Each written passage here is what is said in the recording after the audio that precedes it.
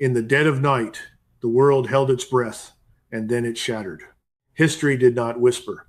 It screamed in fire and thunder. Tonight, the Islamic Republic of Iran launched Operation True Promise 4, the largest coordinated missile assault in modern history. 4,980 Ghadr ballistic missiles ripped across the sky like a biblical storm of vengeance, turning the night into an inferno. Their primary target, the legendary Shaldag Unit Air Hub, the elite beating heart of Israeli air power. The same invincible spearhead that once struck terror into every adversary across the region. Tonight, that terror turned back on its masters. Shalday is burning. $901.3 billion in damage in a single night of hellfire. Advanced fighter jets lie twisted and destroyed on the tarmac. Hangars reduced to smoldering ruins. The most sophisticated air defense network ever created, Iron Dome Arrow 3. David's sling lies overwhelmed, exhausted, and broken. As the smoke rises over the shattered bases, American forces across the region are retreating, carriers repositioning under emergency orders, bases locking down. The mightiest military alliance on Earth is stepping back into the shadows while the fires still rage. This is not another border skirmish. This is the sound of the old world order cracking wide open. The era of unchallenged supremacy is ending tonight, consumed in a storm of hypersonic steel and unbreakable will. The post-World War II power structure is collapsing in real time, and the mainstream media will lie to you about every second of it. But here on Trump Victory Watch, we deliver the raw, unfiltered truth they don't want you to hear. Like this video right now if you refuse to be lied to. Subscribe and hit the bell, because the next 48 hours will reshape the destiny of nations. Tonight, we expose the brutal reality they're terrified to confront. How did Iran manage to launch nearly 5,000 missiles in perfectly coordinated saturation waves? Why did the supposedly untouchable Shaldag unit fall silent in less than 1 hour? Why are American forces pulling back as the battlefield still burns? And the question echoing across the world right now: if Donald J. Trump were sitting in the Oval Office tonight, what would he do? This is war in the age of multipolarity, and it has only just begun. The night of the 4th of May, 2026 will be remembered as the night the illusion of invincibility died. At precisely 2:17 local time, Iran initiated Operation True Promise 4. In less than 90 minutes, Iranian forces unleashed a staggering 4,980 Ghadr ballistic missiles from launch sites spread across at least 7 provinces. This was not a random barrage. This was a meticulously orchestrated saturation attack designed to overwhelm and collapse Israel's multi-layered air defense network. The assault unfolded in 4 coordinated waves. Wave 1, 2:17 to 02:35, over 1,200 missiles targeted early warning radar installations and command and control centers.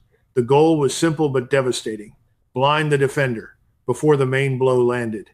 Multiple long-range surveillance radars went offline within the first 20 minutes. Wave 2, 2:40 to 03:05. The hammer fell on the crown jewel, Shaldag Unit Air Hub. Approximately 1,800 Ghadr missiles rained down on this elite facility and its satellite bases. Shaldag, home to Israel's most advanced strike aircraft and special operations aviation, was caught with the majority of its fleet on the ground. Wave 3310 to 0340. A swarm of over 1,000 lower-cost drones and cruise missiles acted as decoys and follow-on attackers, forcing Israeli air defenses to expend their remaining interceptors on cheap targets while the heavy Ghadr missiles continued to strike. Wave 4, 345 onward, precision strikes on fuel depots, ammunition storage, and runway infrastructure to ensure Shaldag could not recover quickly. The results were catastrophic. Israeli sources quietly admit at least 187 combat aircraft were either completely destroyed or heavily damaged on the ground. Hangars that once housed F-35 Ghadr stealth fighters now lie in ruins. Runways are cratered. Fuel farms continue to burn hours after the attack. The economic damage has already reached an estimated 901.3 billion USD, a figure that includes destroyed aircraft, infrastructure repair, and the massive cost of expended interceptors. Israel's celebrated defense systems failed under the sheer weight of the assault. Iron Dome, designed for short-range rockets, was largely irrelevant against high-speed ballistic missiles. Arrow, 3, and David's Sling, meant to handle longer-range threats, were saturated beyond capacity. In the critical hour between 240 and 340, interception rates reportedly dropped below 40%. Many missiles simply slipped through the gaps. Iran employed classic swarm and saturation tactics perfected over years of development.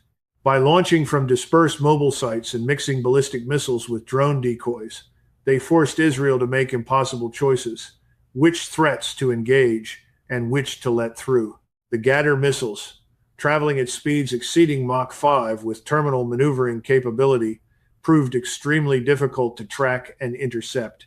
As the smoke rose over Shaldag, the psychological blow was perhaps even greater than the physical one. The unit that had conducted dozens of successful deep strikes into enemy territory was now paralyzed, its command chain disrupted, its air superiority temporarily erased.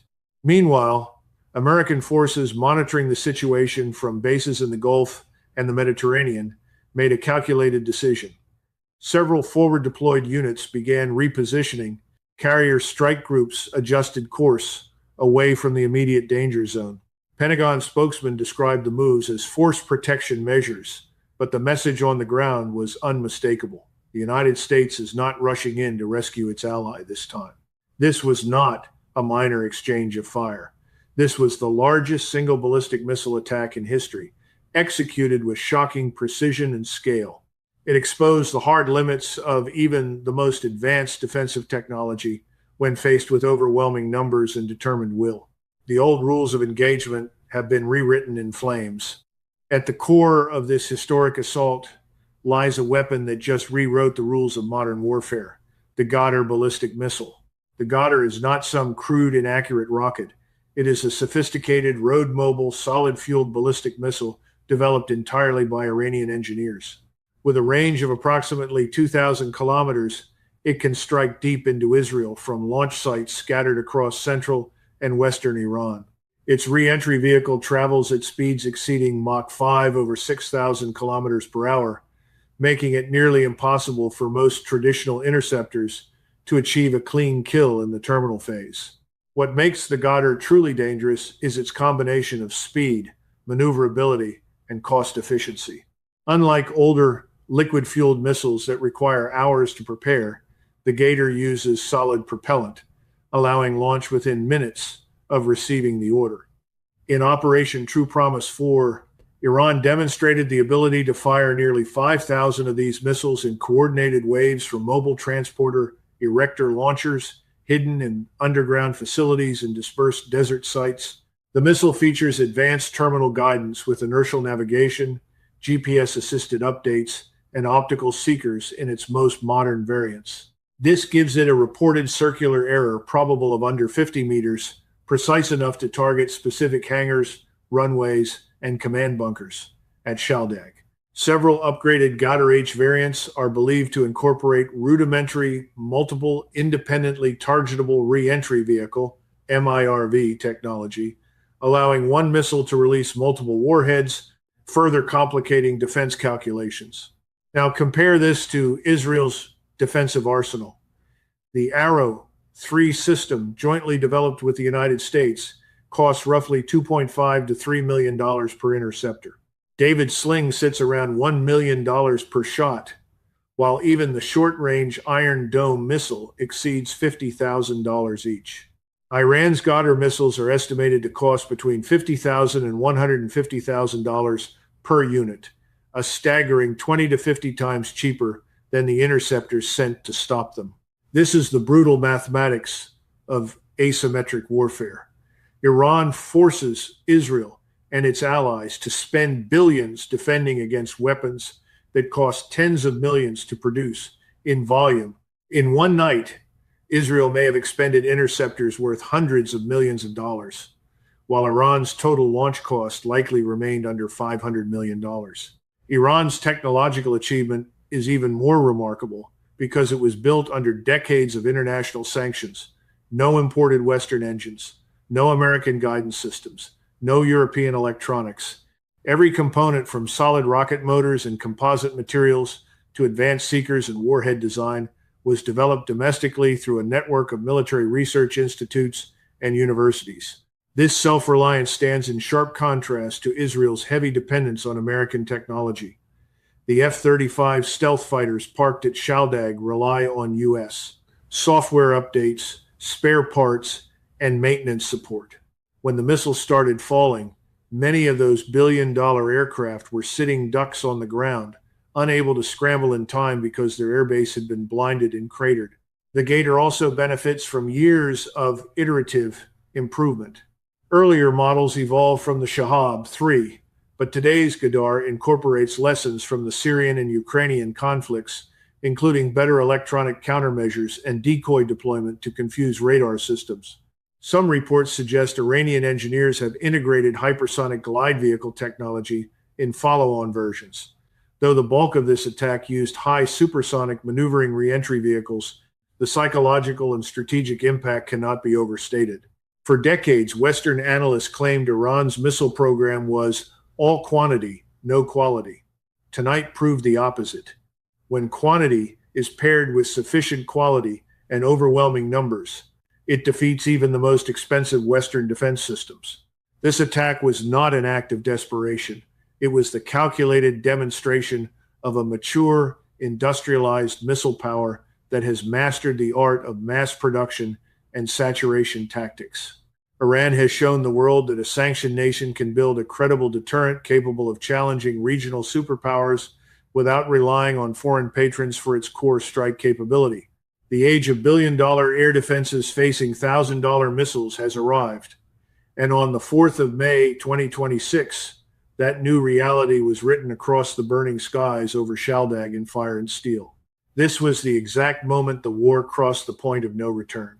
At 3:12 local time, during the peak of the second missile wave, the primary long-range surveillance radar at Shaldag Air Hub was struck by multiple Ghadr warheads. The explosion was catastrophic. Within seconds, Israel's entire northern and central air defense command network went dark. The invincible Shaldag unit, the elite eyes and ears of the Israeli Air Force, lost situational awareness in under 4 minutes. Command bunkers were severed from frontline units. Air traffic control collapsed. Pilots sitting in cockpits ready to scramble suddenly had no clear picture of incoming threats. This was the turning point. Without radar coverage, Israel's Arrow, 3, and David's Sling batteries were firing almost blind. Interceptors launched into empty sky while real missiles screamed overhead. By 3:37, the interception rate had plummeted below 25%. Hundreds of Ghadr missiles poured through the broken shield and slammed directly into aircraft hangars, fuel depots, and ammunition storage. The domino effect was immediate and brutal. Runways cratered beyond immediate repair. Over 187 advanced combat aircraft, including dozens of F-35s, were destroyed or severely damaged before they could even take off. Commanders lost the ability to coordinate a coherent response. Panic began to spread through the ranks as the scale of the disaster became clear. The unit that had dominated the skies for decades was paralyzed on the ground, its technological superiority rendered useless by sheer overwhelming force, and one critical vulnerability: over-reliance on a handful of high-value radar systems. This was Israel's worst military nightmare, realized not a slow war of attrition, but a sudden, violent collapse of air superiority in a single night. As flames consumed Shaldag, Iranian command issued a chilling warning. A second, even larger wave involving hypersonic Fatah, 2 missiles is ready if Israel attempts any major retaliation. The message was unmistakable. The era of unchallenged Israeli air dominance is over. You are witnessing what most mainstream outlets will never dare to say out loud. While Shaldag burned and Iranian missiles continued to streak across the sky, Washington's response was telling, not in its strength, but in its hesitation. The Biden-Harris administration, caught completely off guard, issued a carefully worded statement condemning the attack and reaffirming ironclad support for Israel. Yet on the ground, the actions told a different story. Within hours of the first wave, U.S. Central Command ordered the repositioning of American forces across the region. Carrier strike group deployments in the Arabian Sea began moving further south. Forward operating bases in Jordan and Iraq went into high alert lockdown, with non-essential personnel being evacuated. Pentagon officials quietly described it as prudent force protection, but to allies watching in real time, it looked like a measured retreat. No immediate airstrikes, no emergency deployment of additional THAAD or Patriot batteries, no public commitment to direct military intervention. Instead, the White House urged restraint from Israel, while quietly pressuring them not to launch an all-out counterstrike that could drag America into a wider war. NATO's reaction was even more revealing. European allies expressed deep concern but offered no tangible military support. Britain and France sent diplomatic notes, while Germany called for an immediate ceasefire. The collective defense alliance that once projected unbreakable unity now appeared fragmented and risk-averse. This passivity stands in stark contrast to the rhetoric of the past. For years, Washington promised Israel overwhelming support in any major conflict. Yet when Iran crossed every red line with nearly 5,000 missiles, the United States chose de-escalation over dominance. Bases that could have launched retaliatory strikes were instead focused on self-preservation. Allies who once looked to America as the ultimate guarantor of security are now questioning whether that guarantee still exists. This is the direct result of years of weak leadership and the leading from behind doctrine. America's strategic posture in the Middle East has shifted from proactive deterrence to reactive damage control. The retreat of U.S. forces is not just tactical, it is symbolic. It signals to Iran, Russia, and China that the era of American willingness to use overwhelming force may be ending. Compare this to what a Trump administration would have done. Donald Trump has repeatedly made clear, peace through strength is not a slogan, it is policy. Had Trump been in office, Iran would have thought twice before launching such a massive assault. There would have been no hesitation. Pre-positioned American assets would likely have been used to intercept incoming threats or strike Iranian launch sites immediately.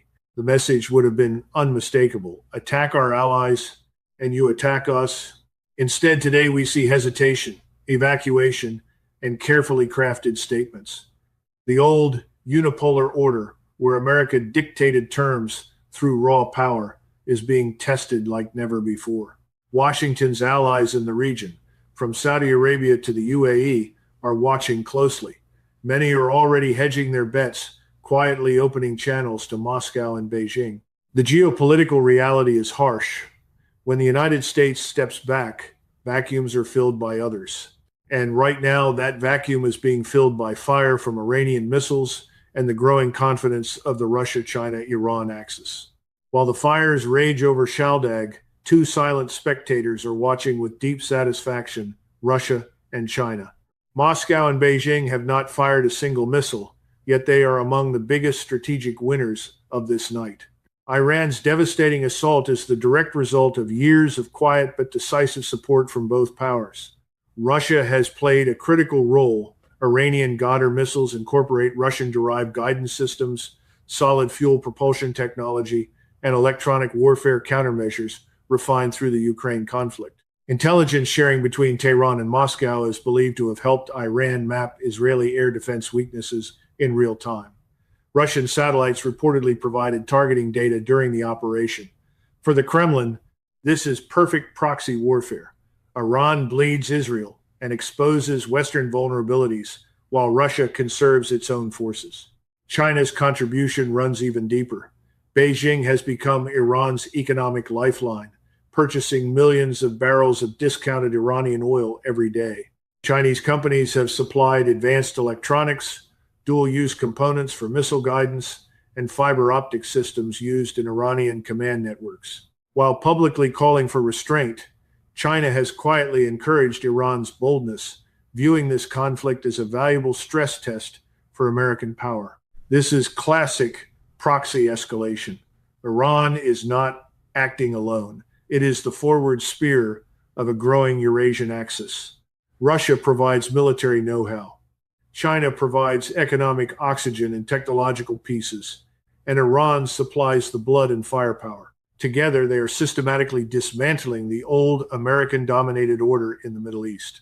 The strategic goal is crystal clear: force the United States to choose between defending Israel at enormous cost or watching its regional influence crumble. Either outcome weakens Washington. Every $1 billion Israel spends replacing destroyed aircraft and interceptors is $1 billion not available elsewhere.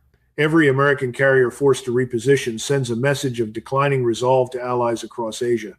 Both Putin and Xi understand that the unipolar moment is over. They are accelerating the transition to a multipolar world, one where regional powers, backed by great powers, can challenge American allies directly. Tonight's attack is proof that this strategy is working. As Shaldag smolders, Russia and China remain officially neutral while reaping massive strategic gains.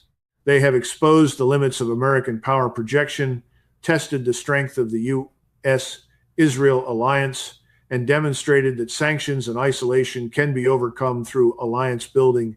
The message from Moscow and Beijing is unmistakable. The age of unchallenged Western dominance is ending, and new centers of power are rising. Beyond missiles and technology, tonight's battle revealed a deeper truth. Willpower beats hardware when the spirit is unbreakable. Iran just proved that a nation driven by conviction can overcome even the most advanced military machinery. For decades, the Islamic Republic has endured crushing sanctions, constant threats, and international isolation. Yet instead of submitting, they doubled down, building underground factories, training generations of engineers, and forging a missile program from nothing. That is not merely technical achievement. That is national will made steel. Look at the contrast. Israel placed its faith in billion-dollar systems, Iron Dome, Arrow, 3 F-35S, and American backing. They believed technology could substitute for raw determination. Tonight, that illusion shattered. When thousands of missiles filled the sky, the machines failed because the men operating them could not match the sheer volume and ferocity of an enemy willing to empty its entire arsenal in one night. Iranian leaders and soldiers knew this attack would bring massive retaliation and economic pain. They launched anyway. That willingness to accept pain, to sacrifice comfort for long-term survival, is the true source of their power. This is a nation that sees the conflict as existential, a civilizational struggle, not a political disagreement. That kind of spirit creates endurance that precision-guided munitions alone cannot overcome. On the other side, the West has grown accustomed to fighting wars with minimal casualties and maximum technology. Risk-averse has become the new doctrine. America and its allies prefer standoff weapons, proxy forces, and carefully managed escalation. Iran prefers total commitment. One side calculates costs in dollars, the other measures victory in blood and defiance. This is why saturation attacks work. When your enemy is more afraid of losing aircraft than you are of losing cities, numbers and timing defeat sophistication. Iran has shown the world that self-reliant willpower multiplied by industrial capacity can humble even the most advanced militaries on Earth. History has taught this lesson many times. The Vietnamese, the Afghans, the Soviets, in their early days, nations with inferior weapons but superior resolve often prevailed. Tonight, Iran added its name to that list. The spirit of resistance is now the decisive factor in 21st century warfare. Technology can be countered, radar can be blinded, but unbreakable national will, that is far harder to defeat. As Shaldag continues to burn, the world is learning a painful truth. In the age of multipolarity, the side with the stronger spirit and the greater willingness to endure pain holds the real advantage. The fires consuming Shaldag are not just burning an Israeli airbase, they are illuminating the final collapse of the unipolar world order. What happened on the 4th of May 2026 marks a historic inflection point. The transition from American-dominated unipolarity to a raw, competitive, multipolar world is now undeniable and accelerating in real time. A sanctioned, isolated Iran just delivered the single largest ballistic missile barrage in human history and successfully paralyzed one of the world's most advanced militaries. This was only possible because Tehran no longer stands alone. We are witnessing the full maturation of a new Eurasian axis: Russia, China, North Korea, and Iran. Russia supplies advanced missile technology and real-time intelligence.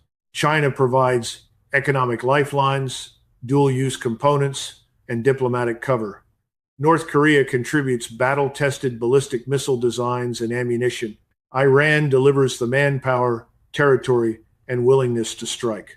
Together, they form a formidable axis of resistance that is systematically challenging U.S. allies while avoiding direct confrontation with America itself. Meanwhile, the once dominant Western bloc is showing dangerous fractures. NATO offered strong words but no meaningful action. The United States, under current leadership, chose force protection and de-escalation over decisive retaliation. American carriers moved away instead of toward the threat. This hesitation sends a clear signal to every nation in the region. The security guarantees that underpin the post-1945 order are no longer absolute. The illusion of eternal Western hegemony is dying in the skies over the Middle East. For decades, Washington believed it could maintain global dominance through superior technology, financial power, and a network of alliances. Tonight proved that determined nations, united by common strategic interests and armed with affordable, high-volume weapons, can shatter that dominance without ever needing to match America's total military budget. This attack has broader consequences. Saudi Arabia, the UAE, and other Gulf states are quietly recalculating their alliances. Turkey is watching with interest. Even Europe is beginning to understand that relying solely on American power projection has limits. Donald Trump has warned about this exact scenario for years. He understands that peace through strength is the only language that works in a multipolar world. Weakness invites aggression. Hesitation invites chaos. Only credible deterrence backed by overwhelming force and clear red lines can prevent wider wars. The old world is burning along with Shaldag. A new, harsher, more realistic international order is rising from the flames, one defined by raw power, civilizational will, and uncompromising national interest. History is not ending. It is being rewritten tonight. The night is not over. The fires at Shaldag are still burning, and the world has changed forever. What we witness tonight is far bigger than one airbase or one barrage of missiles. This is the visible cracking of the old world order, the moment when determination, numbers, and strategic alliances prove they can defeat expensive technology and hesitant leadership. The question every leader in Washington, Tel Aviv, Moscow, and Beijing is asking right now is simple: what happens next? And the most important question for all of us is this: if Donald J. Trump were in the Oval Office tonight, what decisive actions would he take in the next 24 to 48 hours to restore deterrence and protect American interests? Would he strike hard and fast or continue the policy of restraint we saw today? Drop your answer in the comments below. Be honest. Be bold. This is the debate that will shape the future. If you want unfiltered truth, raw military analysis, and no corporate media spin, then hit the like button right now. It helps more people see what's really happening. Share this video with anyone who still believes the mainstream narrative. Subscribe and turn on notifications because the next 72 hours will be critical. In the coming days, we will break down Iran's next possible moves, America's real options, and exactly how a Trump 2 administration would handle this crisis differently. This is Trump Victory Watch, where we put truth first, no matter how uncomfortable it is. The multipolar world has arrived. History is being written in fire and steel right now. Thank you for watching. Stay strong, stay informed, and I will see you in the next urgent update. God bless America, and God bless those who still fight for real peace through real strength.